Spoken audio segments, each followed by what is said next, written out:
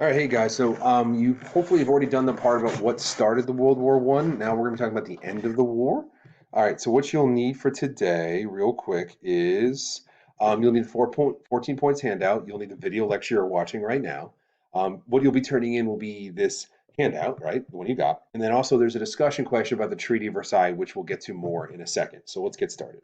So let's take a moment here. What we're looking at is something called Wilson's 14 points. Woodrow Wilson, who was the President of the United States during World War One, gave a speech to the U.S. Congress in which he outlined 14 points in an attempt to create a lasting peace for the world. Um, these 14 points had a whole bunch of things in it that well, specifically, we're talking about the four major goals and what they were hoping to do. But here's the thing.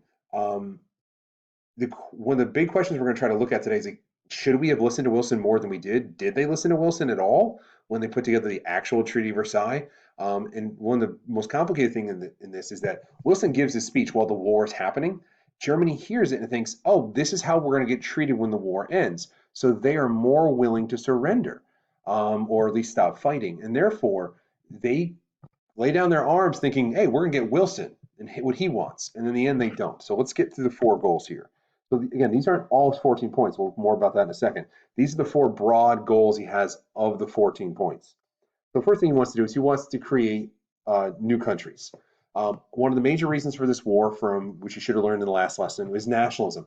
Many nations in Europe, or many people in Europe, wanted nations based on their ethnic groups. Many of them were wedged inside the Austrian-Hungarian Empire and felt they didn't have a voice. So Wilson's solution: give you a country, let you rule yourself.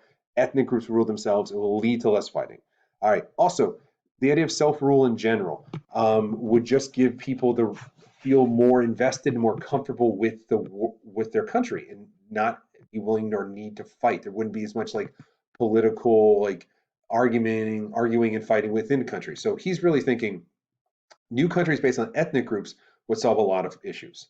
Next thing he wants is open trade, all right, open markets. So his thought process, and it makes a lot of sense if you think about it, is this. Okay, if countries trade more, they talk more. And if they talk more, they're going to fight less. It's usually fighting in war is usually not the result of too much talking. It's usually a result of not enough talking. All right, you basically feel like talking can't solve it. We're going to fight instead. All right, and also the other thing, and this makes hopefully makes sense, is this. Okay, if two countries are trading with each other and they need each other to be able to feed their people or make things or survive, guess what? They aren't going to fight each other. So countries, for example, today, China, no one really wants to go to war with China because China makes so many of our products. So China has this kind of unbelievable advantage. Nobody wants to fight like a Middle Eastern country because they have lots of oil and we don't want to lose access to oil. Same idea. It may not be a pleasant relationship, but at least it will prevent war. And the other thing he wants to do is he wants to take the colonies that have been was one of the major reasons for the war and redo them, either to make them more fair, or he would honestly probably tell you to get rid of them all in all. He didn't like colonies, to be honest with you. He wanted the U.S. not to have any. So either he would have redone the colonies to make them more equitable and cut down on the fighting, or he would have eliminated them altogether because you remember he wants people to rule themselves. Why not let the colony people, the people living in Africa or Asia, be ruled by themselves and not by some European? All right, next four. So the most famous thing about his 14 points, the thing you have to remember more than anything else, right, is this. He wanted to create something called the League of Nations. Basically, his hope and his dream was we'll have an organization where basically people and nations get together and talk about their issues and solve their issues through diplomacy and discussion, not war. And basically, he felt if there was a place for that to happen, you wouldn't have as many wars. Also, it would eliminate the need for alliances. The reason they had alliances going into World War One was because they felt like it made them more secure. They needed the backup in case they went to war. Well, guess what? If you create a space and an avenue to discuss, you can prevent war. The other thing he thought would happen would be this too. If you have that place to talk, like the League of Nations, you don't need big armies. So you don't need an army of 2 million like Germany had before the war even started to protect yourself. You can have a much smaller army, and that's going to make it a lot easier for you to kind of prevent fighting. And then the other thing he realized is that the US had to do more.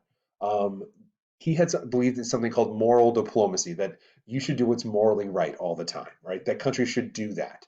And he had hidden the United States from the war as long as he could until we got pulled in because of Germany's bad actions. All right. Now here's the thing: U.S. wasn't the superpower we later become, but we were still the leading industrial nation in the world. We had a large population. We had at least a military, not a great one, but a military that could do something. So he was basically making the argument that U.S. needed to be out there doing more instead of hiding behind our oceans, which is basically what we have been doing for the last 130 years. All right, now here's what you're going to do on the right below on that sheet. Okay, so you got your four goals. Cool. You also need to remember the four main causes of the war, MAIN. All right, so let's go through this sheet and I'll explain what I'm asking you to do. So I'm going to cancel out of this and pull up this, and you can see what I'm talking about. So if you're looking here, you'll notice that I gave you kind of these short little pieces from Wilson's 14th point speech. What I'm asking you to do is read this, all right? After you've done that, you go here. So which of his four goals does this apply to? So which of the four that are up here? So you pick one and then explain why, right? Based on what he's saying here. And then lastly, you'll slide over here and then you'll pick one, maybe more than one of the main causes that his solution would have solved, right? What would he have been able to do if we'd listened to him that might have even prevented this war? So let's look at the very first one, point one. Open covenants of peace, openly arrived at in the public view. So a covenant is a fancy way of saying like a group or organization, or an agreement. So what he's basically saying is that we need to have open conversations. We need to have open agreements. All right. So where might you be able to facilitate and have open agreements? I don't know. How about an international peacekeeping organization?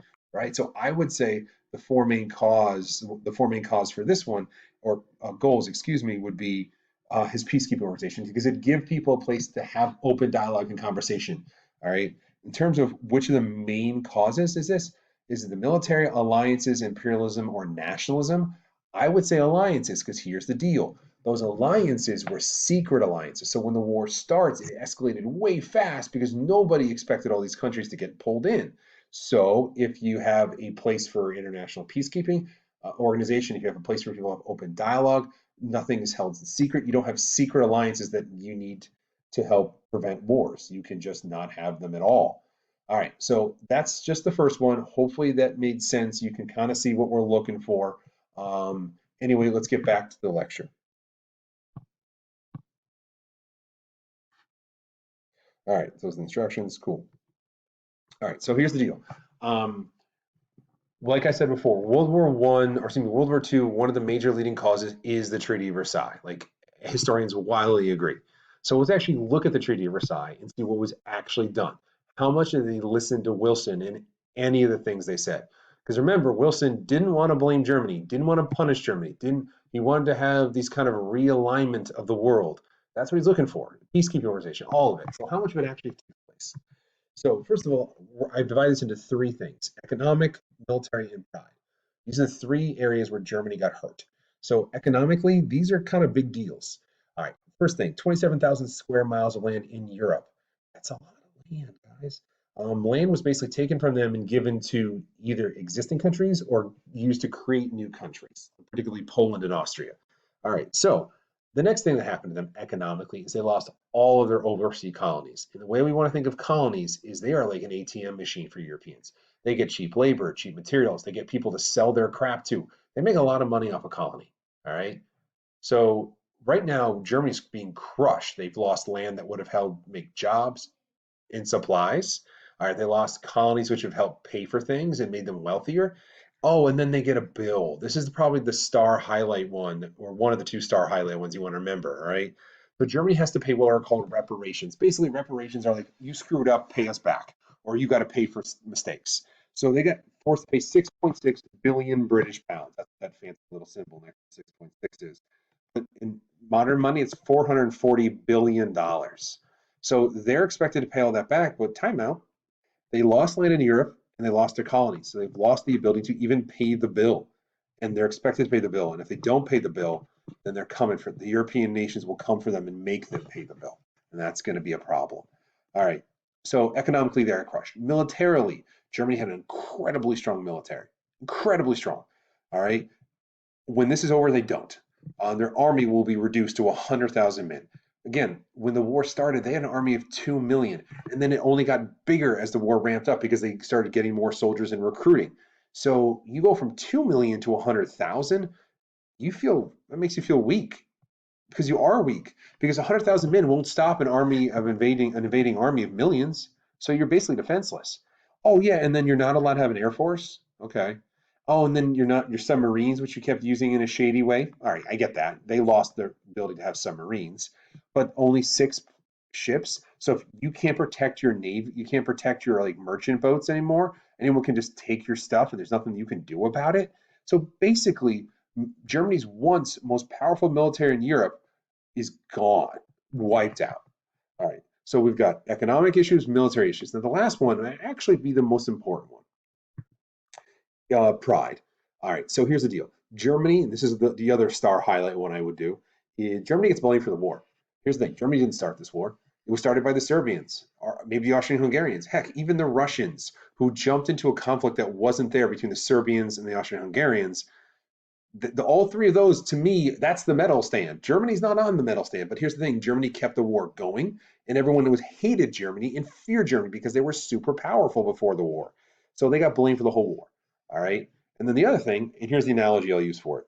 So your age, you don't need babysitters, right? But imagine mom and dad say to you, "Hey, we're going out for the evening. We got you a babysitter to keep track of you." You'd be like, "I don't need a babysitter. I can put a hot pocket in the microwave. I'm good, thanks." So here's the thing. Germany basically gets a babysitter. The Rhineland, which is a part of Germany, gets occupied by basically the French military, and they sit there.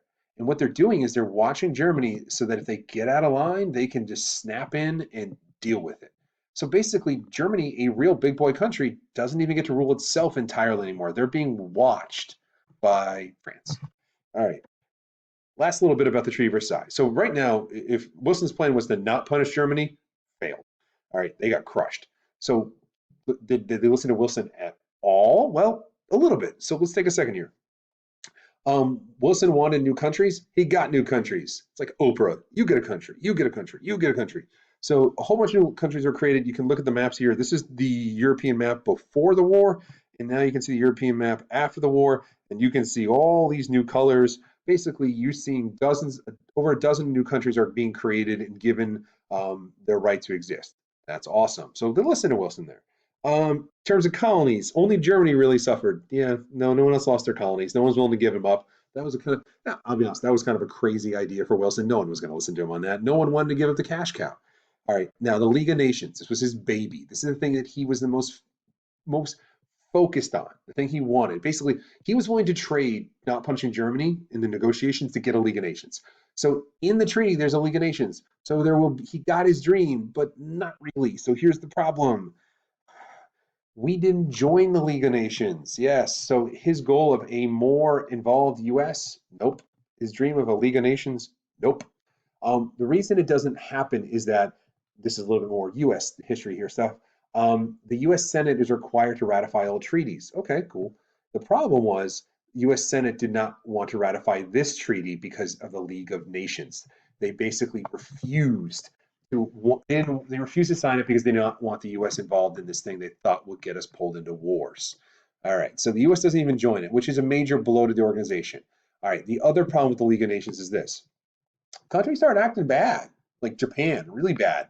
Japan starts taking stuff they shouldn't have been taken, and that's going to be a major reason for World War II. And all the League of Nations did to them is they wrote them a really nasty letter. You take it, you read that, read how angry we are with you, and that's it.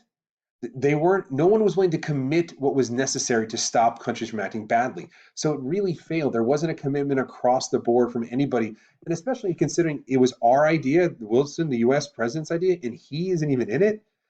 Yeah, no, it's not going to go anywhere. So the last little thing you got to do is your discussion question. All right, so here's the deal. Here's what we're basically trying to figure out. If they had followed Wilson's 14 points more closely, would we have maybe been able to get a better Treaty of Versailles and maybe prevent a war? So here's the thing. What I want you to do is pick a side, right? Should they have listened to Wilson more, or did they listen to him enough, or what is this inevitable? And then give us very clear reasons and arguments based on what you just learned. All right, and you're going to post it in Canvas under the discussion board. All right, guys. Hope you enjoyed it. I see you later.